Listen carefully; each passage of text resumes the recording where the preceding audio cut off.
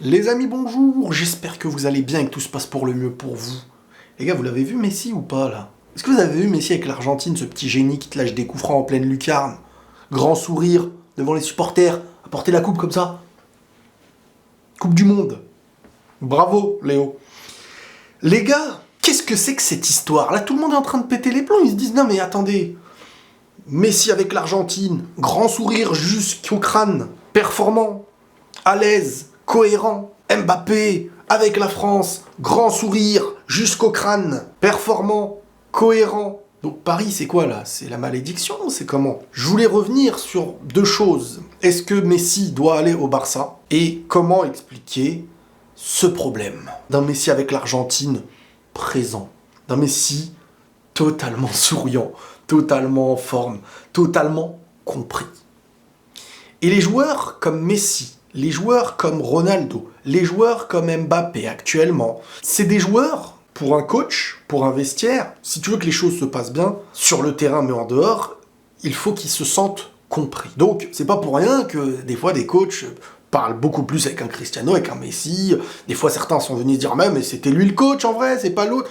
Un coach ne peut pas traiter Messi, Ronaldo, Mbappé aujourd'hui comme il traitera les autres. Et oui, Lionel Messi au PSG n'est pas compris. Et en Argentine est plus que compris. L'Argentine tourne autour de lui. Et je pense que, pour son ego, ça a dû être un immense plaisir de gagner en finale contre la France, contre Mbappé. Parce qu'en gagnant contre Mbappé, il se dit, voilà, une équipe qui tourne autour de moi, face à une équipe qui tourne autour de toi. Messi a gagné, et je pense que c'était un duel. Au-delà de nous, ce qu'on voyait, il y avait en interne ce duel, et c'est pas pour rien, quand Mbappé marque, il regarde Messi, il fait ça, quand Messi marque, il regarde Mbappé, il fait ça. C'était vraiment un duel. Autour de qui ça marche le mieux? Alors, ce n'est pas une réalité absolue, c'est pas mathématique, mais sur un match, ça a fonctionné avec l'Argentine. Et beaucoup pourraient croire que c'est uniquement soit grâce à Mbappé, soit grâce à Messi. Mais parfois, t'as un joueur qui peut être plus performant qu'un autre, mais quand on met dans les meilleures dispositions, par exemple Messi, avec une équipe d'Argentine, si on calcule à chaque poste qui n'est pas meilleur individuellement qu'une équipe de France, et pourtant, c'est ce qu'on appelle un sport collectif, quand tu arrives à faire en sorte de créer une cohérence, de créer la bonne tactique, de savoir gérer le temps d'un match, comme dans un combat de boxe. Il suffit d'un détail, il suffit d'une bonne garde. Au mauvais moment, tu te baisses, il fallait pas, boum, c'est fini. Et le foot, c'est la même chose. C'est qu'à la fois, il y a des choses mises en place, c'est à la fois deux choses. À la fois un côté tactique et à la fois un côté instinctif. Pour sortir le meilleur côté instinctif d'un génie, parce qu'un génie comme Messi a un côté instinctif beaucoup plus élevé que les autres. Et quand tu veux sortir ce côté instinctif et l'exploiter au mieux, il faut savoir l'entourer. Et malheureusement, c'est un travail que tu fais sur un joueur dans ton équipe, plus qu'avec tous les autres. Au PSG, tu peux pas faire ce travail-là, donc tu peux pas satisfaire tous les étages de la pyramide. Tu peux pas satisfaire le joueur, il ne se sent pas compris. Derrière, l'équipe n'est pas cohérente autour de lui. La seule chose qu'il arrive à comprendre presque au PSG, ou du moins que le PSG essaye d'instaurer, parce qu'il n'y a pas d'autre truc, c'est soit bon techniquement, réussir à lancer Mbappé. Alors que normalement, Messi, quand tu le vois avec l'Argentine, derrière lui, il a des mecs qui vont donner leur vie pour lui. Devant lui, les gens se déplacent en fonction de lui. Et c'est ça qui fait que Messi est celui qu'on voit avec l'Argentine, parce qu'il est heureux. Il sait que quand il a le ballon, tout se passe en fonction de lui. Tout vise à toucher son instinct. Et c'est son instinct de grand joueur, de monstre, de joueur historique qui fait la diff. Et c'est pareil avec Mbappé, et c'est ce que Mbappé réclame aussi. Mbappé étant au PSG avant Messi, et depuis des années, s'il reste, c'est parce qu'on lui a promis de jouer sur lui, et de jouer sur ses forces, et de faire tout autour de lui. Donc Paris a promis ça, et Paris a plus d'intérêt à garder Mbappé que Messi. Même si Messi est un meilleur joueur historique qu'Mbappé, Mbappé est pour le PSG et la direction le joueur à ne jamais perdre. Car si on regarde sur l'avenir, lui et Haaland, c'est l'avenir. C'est ni Benzema, c'est ni Lewandowski, c'est ni Messi, c'est ni Neymar. Ça y est, eux, ils sont en fin de carrière. Et t'as Mbappé. Le problème, c'est qu'à force de construire autour et de ramener un Messi qui n'est pas venu pour être construit autour de lui, mais plutôt par rapport au fait de ce qu'il représente et surtout que c'était un joueur sur le moment où tu pouvais l'avoir, comme jamais tu n'aurais pu l'avoir.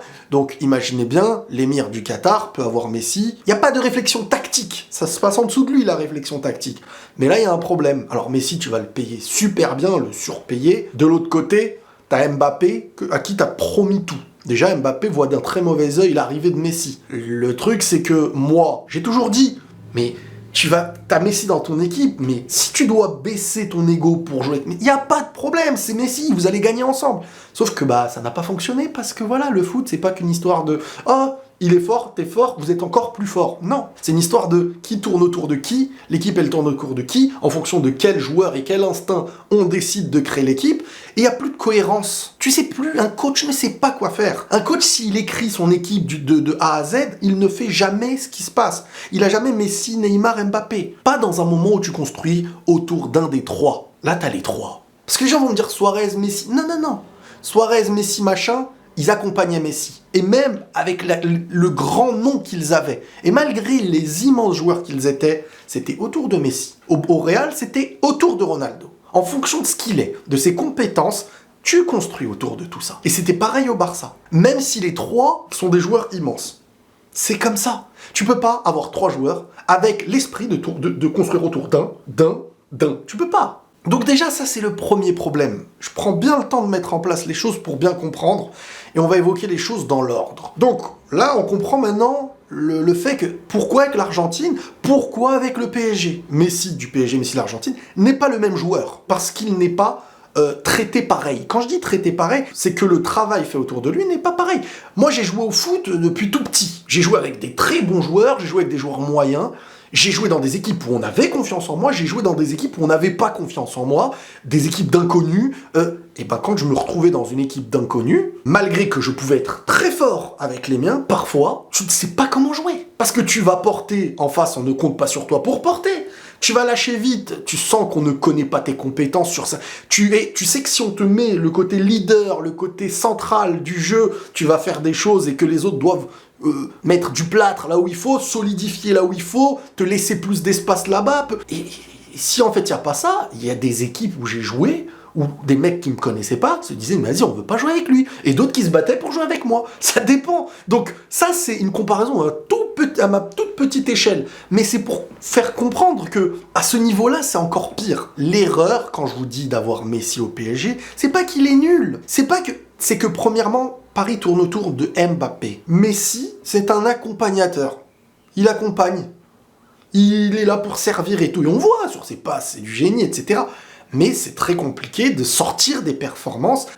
C'est pas comme au Barça. Au Barça, attaque, passe en retrait. Le mec sait qu'il y a Messi. C'est pour Messi, je laisse entre les jambes. Messi arrive derrière, crochet, et tout le monde autour bouge autour de Messi. C'est différent. Maintenant, il y a beaucoup d'autres choses à prendre en compte. Et c'est là où je vais revenir aussi sur le côté où on comprend aussi les supporters parisiens qui, à travers Messi, voient l'échec de ce que le PSG est en train de devenir. Si quelqu'un, aujourd'hui, en tant que supporter, pense que c'est parce qu'il y a Messi que c'est nul, ou c'est à cause de Messi que tout va pas bien, déjà j'ai du mal à y croire.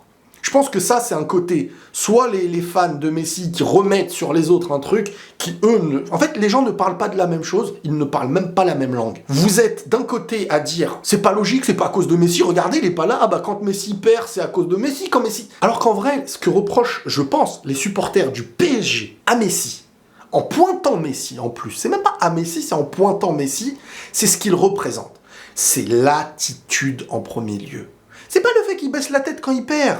Parce qu'il y a beaucoup de gens qui disent, oui mais au Barça aussi quand il perd, il baisse la tête. Les gars, soyons intelligents, s'il vous plaît. Messi au Barça a prouvé son amour. Messi a donné sa vie sur le terrain pour le Barça. Alors après, il y avait des systèmes où Messi ne devait moins revenir et tout. C'est pas la question de défendre, pas défendre. C'est pas ça. C'est une attitude. On voit très rapidement un joueur qui se bat pour le maillot. Vous le voyez vous-même avec l'Argentine et avec le PSG. Donc maintenant, le supporter du PSG, dans sa tête, il est neutre. Il n'y a pas d'autre équipe, il s'en fout. Il regarde juste la télé. Il voit Messi, il gagne la Coupe du Monde. Il voit Messi, il donne sa vie. Il voit Messi est cohérent dans un système de jeu. Eux, c'est pas des coachs. Ils sont pas là à dire, non, Il voit le club qui l'a acheté. Un certain prix qui t'empêche d'avoir d'autres joueurs sur du mercato.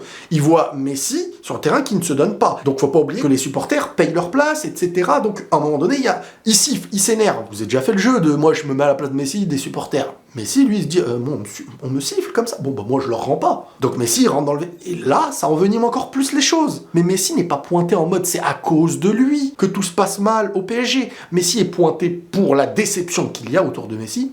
Une première saison très mauvaise, et une deuxième saison où sur le terrain il a fait des choses, ce serait mentir de dire le contraire, surtout en début de saison, parce qu'au début de saison les gars, moi le premier, parce que les gens qui disent quand Mbappé, machin, on dit Messi, quand c'est Messi on dit Mbappé, c'est pas vrai. Début de saison, tout le monde pointait du doigt Mbappé pour sa mauvaise attitude. Qui peut dire le contraire? Quand Mbappé, genre, il fait ça, il marche. Quand Mbappé n'était pas encore revenu et que Messi-Neymar allaient bien ensemble, Messi-Neymar était vanté par les supporters, par tout le monde. Quand Mbappé avait pris le penalty, tout le monde disait mais c'est pas normal, c'est à Neymar ou même à Messi de tirer avant lui. Les coups francs, qui pouvait négocier avec Messi? Personne. Je veux dire, c'est pas vrai. Au début, c'est Mbappé sur qui on tombait. Moi, le premier. Je disais qu'il faut s'adapter aux porteurs de balles. C'est ce que je disais dans mes analyses au début de saison. Maintenant, Messi, aujourd'hui, est pointé du doigt pour plusieurs choses. Il s'en fiche du PSG. Messi, en fait, aujourd'hui, il joue parce qu'on le met dans une équipe qu'il considère incompétente, avec un coach peut-être pas au niveau.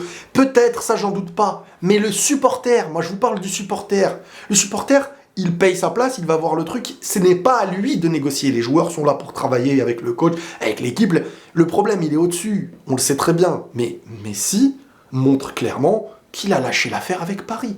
Quand il est sur le terrain et qu'il aura le ballon, il va faire ce qu'il sait faire. Il va peut-être marquer, célébrer, mais pas pour dire « je vous aime ». Il va célébrer parce qu'individuellement, il est content d'avoir marqué et que c'est un joueur de foot. Mais s'il y a encore des gens aujourd'hui qui pensent que Messi se bat pour Paris, qu'il aime Paris, etc., vous êtes à la ramasse. Et si vous êtes en cohérence avec ça, comprenez le supporter qui pète les plombs parce que tu achètes un joueur à ce prix-là, ce qui t'empêche de construire d'une autre manière sans lui, avec tout ce que tu lui donnes, et le club diminue. Donc Messi n'est pas pointé du doigt parce que c'est à cause de lui, mais parce qu'il est un problème. Il représente une direction à la ramasse, il montre une attitude qui n'est pas à la hauteur de ce que voudraient les supporters, étant donné qu'eux donnent leur vie pour le club, et ils ont la frustration de voir Messi ailleurs donner sa vie. Si en plus, là, ça y est, il est en conflit avec le public à ne pas faire un pas vers eux, parce que c'est pas aux supporters, à mes yeux, qui payent une place, qui n'ont pas de salaire, qui perdent de l'argent pour aller encourager un club, de faire le premier pas. Pour moi, c'est au joueur qui est payé, qui fait partie de l'entreprise, et c'est compliqué quand tu t'appelles Messi, parce que t'es pas habitué à ça, et t'es l'un des meilleurs joueurs, si ce n'est le meilleur joueur de l'histoire. Donc, c'est conflictuel, c'est un gros problème. Moi, je comprends les supporters, je comprends Messi, parce qu'il est dans un environnement aussi complètement à la ramasse. La meilleure chose pour lui, c'est de partir. Maintenant, ah oui les gars, la vidéo est longue. Maintenant, partir. Où? Messi, lui, il serait gagnant de partir. Si Messi se retrouve au Barça, c'est une très bonne nouvelle pour lui. Il est de retour dans la ville qu'il aime, là où ses enfants ont grandi, il est bien avec sa famille, sa femme, et en plus dans un club beaucoup plus cohérent. Aujourd'hui, même au niveau du jeu, au niveau du positionnement, chacun sait ce qu'il a à faire, et qui est un club qui, ça y est, qui remonte en flèche. Aujourd'hui, le Barça, pour moi, est très performant. À voir en Europe comment ils vont s'en sortir. Maintenant, moi je pense que pour ceux qui travaillent, Xavi et le staff, c'est pas une bonne nouvelle si Messi revient. Je pense qu'ils n'en veulent pas. Trouvez-moi un moment d'enthousiasme qui existe, parce qu'on sait que Messi au Barça, tu peux pas négocier. Si Messi veut revenir, qu'il y a possibilité qu'il revienne, qui va dire non? Tu peux pas. Tu te mets à dos le peuple. C'est fini pour toi. Tout le monde aimerait, même moi qui ne suis pas pour le Barça, j'ai envie de le voir revenir là-bas. Mais si on réfléchit cohérence, tactique, coaching, je suis sûr à 90% que Xavi n'a pas envie. Xavi, il est en train de se refaire là. Il est en train de gérer une équipe de A à Z. Tout passe en fonction de ses consignes. Avec Messi, ce sera plus pareil. Tu dois travailler quant à Messi, Ronaldo, etc. d'une autre manière. Sauf que là, tu parles d'un Messi 35 ans, qui va avoir 36 ans l'année prochaine. Comment tu vas demander des choses aussi strictes que tu demandes dans l'effort physique à certains? Alors tu fais quoi? T'enlèves Lewandowski? Juste pour en avoir un seul qui est haut et qui se permet? Tu peux pas. Moi je trouve vraiment, et puis même, tu prends un porteur de balle hors norme, je suis d'accord, il va peut-être faire des choses hors norme mais magnifiques comme il sait le faire, en plus avec la cohérence et l'envie, beaucoup plus qu'à Paris. Donc ça ressemblera à un Messi de l'Argentine. Mais en club, c'est pas comme en équipe nationale déjà. Et une saison en club, ce n'est pas comme une compétition d'un mois. Je pense que ce serait aller à reculons pour le Barça de prendre Messi. Même si pour l'image, on a tous envie de le voir là-bas, retrouver la joie et réoffrir à la Liga aussi des grands noms. Mais je trouve que ça va être très compliqué à gérer.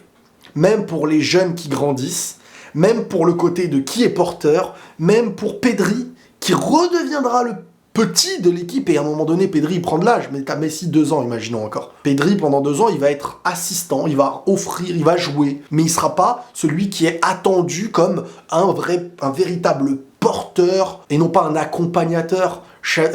Pedri, de ce que j'en entends, même si pour moi, il n'est pas la représentation du leadership du Barça et de celui qui fera la différence au milieu. Il est celui qui participe à l'assurance balle au pied. Il a du génie, il sait construire, il sait conserver, il sait offrir des ballons, mais je le vois pas encore comme celui qui terrasse, comme celui qui casse l'équipe en face, qui gagne, qui fait gagner les trophées. Je le vois comme un élément parmi une belle construction, un petit génie qui a de quoi être avec un toucher magnifique. Maintenant, Messi, il apporterait sur un court terme un aspect technique et individuel, mais collectivement, sur l'aspect athlétique, etc., au très haut niveau, je ne vois pas le Barça monter en Europe. Je vous le dis. En Liga et tout, ils peuvent faire des choses. En Europe, je suis convaincu que le Barça, avec Messi, ne peut pas. Voilà, je le dis, peut-être ça ressortira s'il revient et que le Barça prend la Ligue des Champions, mais je pense que ça peut être très compliqué, à moins de refaire le Barça et de recréer un Barça totalement solidifié autour de Messi, un peu à l'image de l'Argentine, mais encore une Argentine en Ligue des Champions. C'est pas une Argentine en Coupe du Monde, j'en suis convaincu. C'est pas la même confrontation offensive. À partir des 8e, tu vas te taper des Haaland, des Mbappé, des Benzema Vinicius, pour moi, les clubs sont des équipes concoctées de tous les pays pour être les plus destructrices. Les équipes nationales, c'est des équipes où tu joues avec les armes de ceux qui sont de chez toi. Mais quand tu additionnes en club les meilleurs éléments, c'est pas pareil qu'en équipe nationale. Donc l'argument de l'Argentine, tu la mets en club, elle gagne la Ligue des Champions, je n'y crois pas une seule seconde. Bref, pour moi, Xavi ne veut pas que Messi revienne. Mais il ne pourra jamais le dire. Et je suis sûr que si Messi revient, ça va être très compliqué à gérer pour le Barça. Ils sont comme ça, ils sont en train de monter. Ils ont trouvé tout plein d'équilibres, des jeunes, etc. Avec Messi, ce serait beau, parce que c'est beau pour l'image, mais moins compétitif au très très haut niveau. Pas sur le football, hein. Pas sur le balle au pied, pas sur un coup franc, pas sur une passe D. Non. Sur ce que demande le côté athlétique et de plus en plus chaque année. On verra. Voilà globalement un petit peu ce que je voulais évoquer autour de Messi avec l'Argentine, au PSG, en retour, on verra tout ça. Prenez tout soin de vous les amis et la paix sur vous.